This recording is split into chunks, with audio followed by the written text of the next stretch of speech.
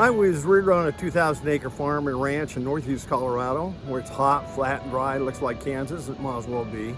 Rockies don't start for another 125 miles. But we were small grains farmers and raised cattle. Small grains means we got less than about 10 inches of rain a year, and we run about 150 head of cattle, Hereford cattle, and then we bred, trained, and ran racehorses. And so it's a small town of about 500 called Otis, Colorado. And as an outgrowth of that, of course, you're actively involved in 4-H, and I had the good fortune, and kids used to like to believe in what I thought we could do, and got heavily involved in 4-H and high school ag with phenomenal ag teacher, Dutch Carwin. And Dutch empowered us to do things when we were freshmen most teachers would.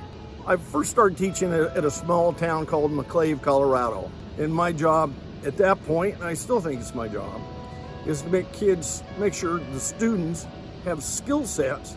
They can either go to college or get a really good job.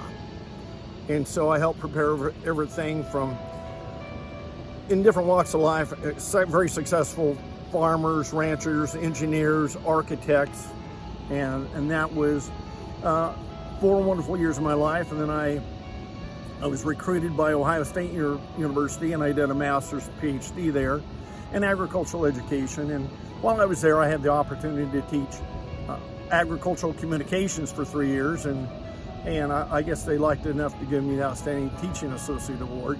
When I finished my Ph.D. at Ohio State, there was an opportunity at Purdue University, and I took that opportunity and worked with a great guy by the name of Jerry Peters. And Jerry was a phenomenal teacher too. And we'd be in the office every morning by 6:30, except on Saturdays. We still taught classes on Saturday morning till noon, and Saturdays we didn't go to work till 8. So he gave me a real inkling as here's what drive it takes to be successful. And the opportunity, and when I was at Ohio State, my research was based on some of the work by W.H. Wayman in the State Department of Agricultural Education and Education here in West Virginia. And so I'd read his work, used his work in my dissertation, and at the same time I read the dissertation of Dr. Claude McGee, who became a Hall of Famer in 1991. I had an opportunity to teach with Claude that first year I was here. And then his son Maxie did his career got his Ph.D. at Ohio State. And so there was a lot of interconnections, and even though I was never an extension agent, when I got here, I taught all the extension courses and adult education, and then gradually transcended into my ag communications, and then teaching leadership development with FFA and SAE and adult ed. I taught research methods for a while, so I've taught a variety of things. I've been here. The most important thing is preparing students for real life. My theory in my ag communications course, which was my big draw, clear across the college and outside the college, was how to get a job, how to communicate.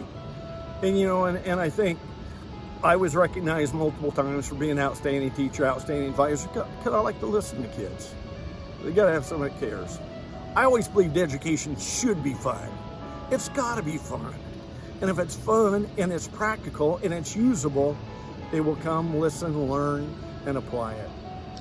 I always used to tell people, and I've nominated several for this award, but I was maintained I didn't think I could get them in if they weren't a born and raised West Virginian. But this proves it different.